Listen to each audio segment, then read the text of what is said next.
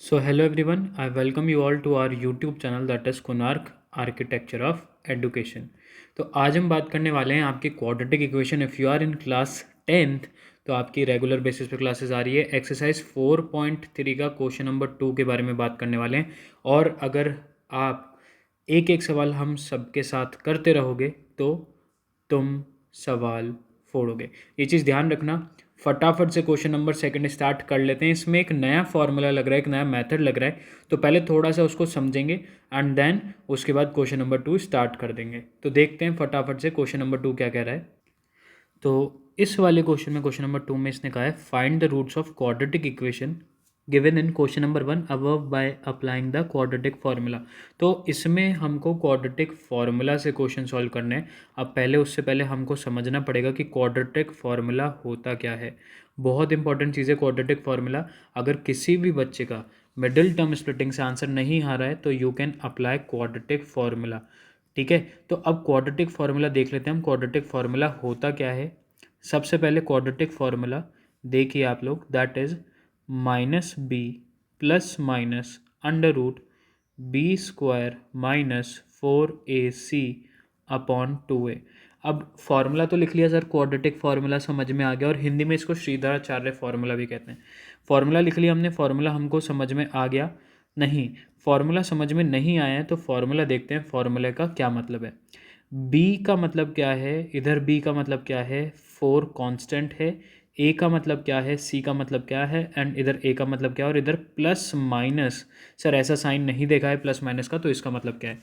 तो फटाफट से देख लेते हैं। सबसे पहले b होती है आपकी सेकंड टर्म का कांस्टेंट, मतलब x का कांस्टेंट इज योर b। जो आपका c होता है that is your constant c, third term is known as c। अब जो a होता है that is your X square का कोफिशेंट, दैट इज 2। जो फर्स्ट टर्म होती है एक्स स्क्वायर वाली उसका कोफिशेंट, या मैं बोल दूँ उसके आगे जो कांस्टेंट लगा रहता है, दैट इज आपका a। तो इसको हम लिख लेते हैं, a हो गया आपका 2, देन b हो गया आपका -7। ये चीज़ ज़रूर ध्यान रखना, अगर माइनस लगा हुआ आगे तो b की वैल्यू हो गई आपकी -7। उसके बाद जो आपका c है दैट विल बिकम 3, है ना। 3 हो गया आपका c। अब इसको सॉल्व करते हैं, फॉर्मूला में पूरी की पूरी सारी वैल्यूज पुट करते हैं। Minus B plus minus under root B square minus 4ac upon 2a। अब b की वैल्यू क्या है आपकी -7, और इधर माइनस लिखा हुआ है, तो क्या हो गया -7। वेरी गुड, इतना आ गया। तो plus minus as it is मैं अभी लगा के रखूँगा, इसको बाद में लास्ट में सॉल्व करते हैं, कैसे करेंगे वो भी बता देंगे आपको। बी स्क्वायर का मतलब हो गया -7 का होल स्क्वायर, -4 इंटू ए का मतलब हो गया आपका 2, सी का मतलब हो गया आपका 3। उसके बाद हम चलते हैं 2 इंटू ए, वापस से लिखा हुआ है, ए की टर्म हो गई आपकी 2। तो अब इसको हम सॉल्व कर देंगे, तो सॉल्व करने के बाद क्या आएगा, minus minus that is plus, plus का 7 हो गया, माइनस प्लस, और ये हो गया आपका -7 का स्क्वायर, दैट इज 7 7 ज़ा 49 का स्क्वायर। और माइनस लगा हुआ होता है, और कभी भी स्क्वायर करते हैं हम तो वो पॉजिटिव में कन्वर्ट हो जाता है।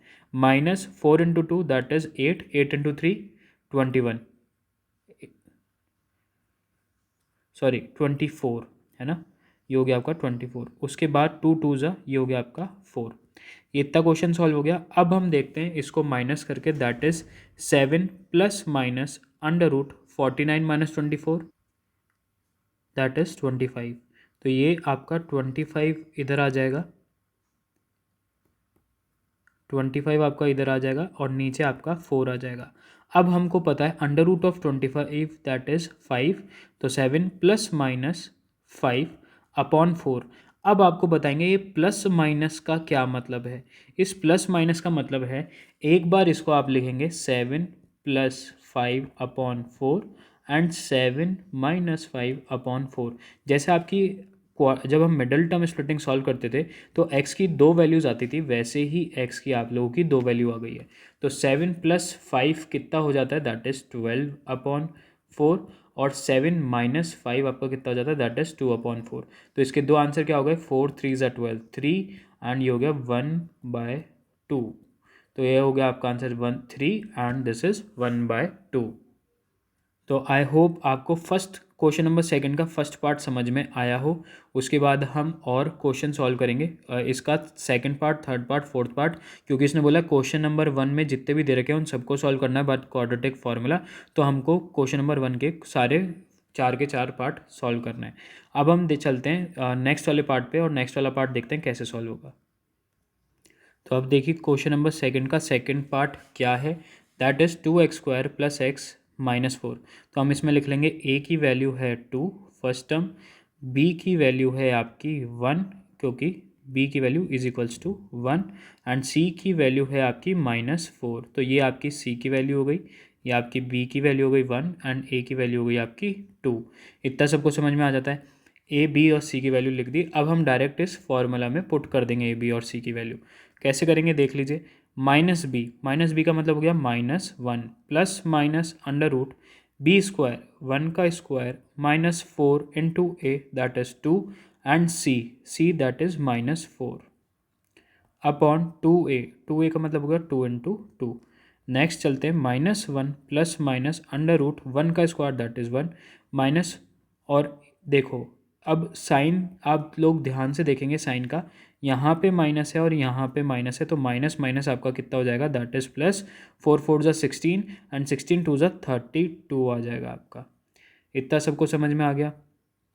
तो अब इसको फर्दर सॉल्व कर लेते हैं। 2 इंटू 2 दैट इज़ 4 और ये हो गया आपका -1 प्लस माइनस अंडर रूट 33/4। अब ये बहुत अच्छा क्वेश्चन है बिकॉज इसमें 33 किसी का भी रूट नहीं होता है और ऐसा कोई डिजिट है नहीं जिसका स्क्वायर 33 हो। तो अब ऐसे क्वेश्चंस को हम कैसे सॉल्व करेंगे वो आप लोग देखिए।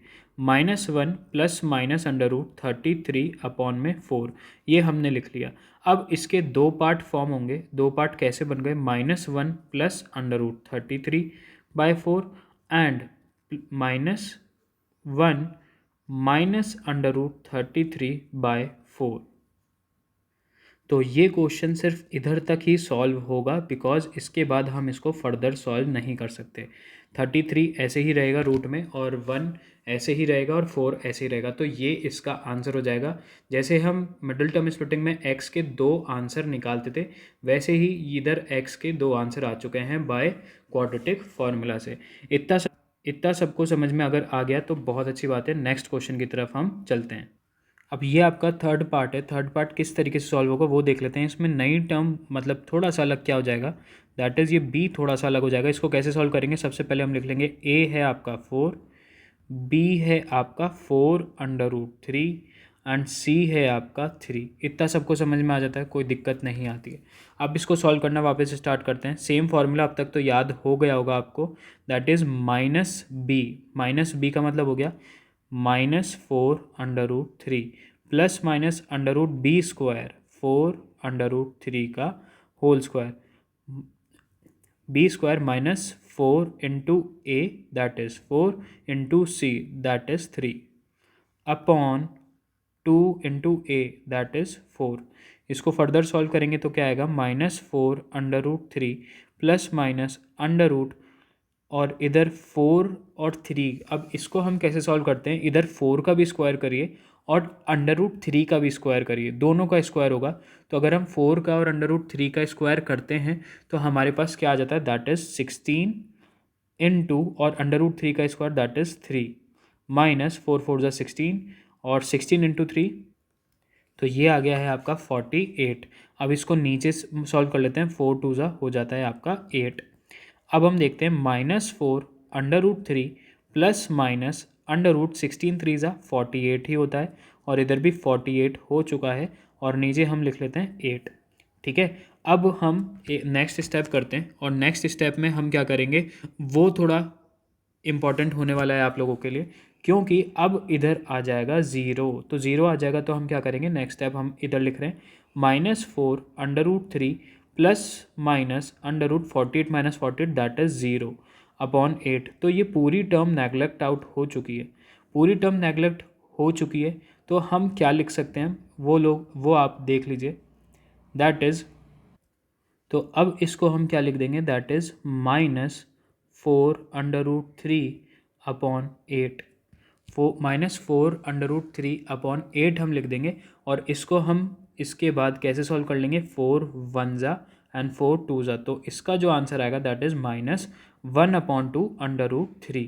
तो सिर्फ इसका एक ही आंसर आएगा बिकॉज ये 0 हो गया, तो ये प्लस और माइनस की कोई भी ज़रूरत हमें नहीं पड़ेगी। तो इसका आंसर सिर्फ एक आएगा दैट इज़ -1/2 √3, और इसको हम कैसे लिख सकते हैं, -√3/2 भी लिख सकते हैं। ये क्वेश्चन क्लियर है अगर आप लोगों को, तो हम नेक्स्ट क्वेश्चन की तरफ चलते हैं जो कि सेकंड क्वेश्चन का 4th पार्ट है। नेक्स्ट क्वेश्चन पे चलने से पहले हम आपको बता दें कि if you haven't subscribe our channel तो make sure to subscribe our YouTube channel that is Konark architecture of education. इससे होगा क्या, आपको day to day daily basis पे अपडेट मिलते रहेंगे अगर आप नीचे दिए हुए सब्सक्राइब बटन को पुश करेंगे एंड बेल आइकन को ज़रूर दबा देंगे so that you never miss an update. अब चलते हैं फटाफट से 4th क्वेश्चन की तरफ। और येस, अगर आपको वीडियो अच्छी लगती है तो make sure to like this video, subscribe to our YouTube channel and press that bell icon. चलते हैं 4th क्वेश्चन की तरफ। तो ये आ गया आपका 4th क्वेश्चन। अब 4th क्वेश्चन किस तरीके से सॉल्व होगा, वापस से वही ए हो गया है आपका 2, बी हो गया है आपका 1 एंड सी हो गया है आपका 4। ये सारी चीज़ें हमने लिख ली है। तो अब ये किस तरीके से सॉल्व होगा, सेम एज इट इज़ उसी फॉर्मूला में लिख दो दैट इज़ -b का मतलब हो गया -1 plus minus √b² that is 1 का स्क्वायर माइनस 4ac, ए का मतलब हो गया 2 एंड सी का मतलब हो गया 4 अपॉन 2 इंटू ए कितना हो गया आपका 2। तो किस तरीके से होगा, -1 प्लस माइनस √1 का स्क्वायर माइनस 32 अपॉन 4। तो ये हो गया आपका -1 प्लस माइनस 1 माइनस 32 अपॉन 4। ठीक है, तो इसके बाद ये किस तरीके से सॉल्व होगा, इसके बाद हम लिख देंगे -1 प्लस माइनस √31 अपॉन 4। तो हम इसको लिख देंगे -1 प्लस माइनस √31 अपॉन 4। और इसको हम फर्दर कैसे लिख सकते हैं, क्योंकि 31 वापस से किसी का भी रूट नहीं होता है, तो -1 plus √31 upon 4 comma -1 minus √31 upon 4। ये आपके दो आंसर हो चुके हैं। तो ये दो आंसर क्या क्या हो गए, -1 प्लस √31 अपॉन 4, ये प्लस एक बार लिख दिया, उसके बाद -1 माइनस √31 अपॉन 4, ये माइनस हमने एक बार लिख दिया। तो इस तरीके से आपके क्वेश्चन नंबर 2 का चारों पार्ट सॉल्व हो गए हैं। आई होप आपको समझ में आया होगा। नेक्स्ट वीडियो में हम जल्दी मिलेंगे। Till then take care, bye bye.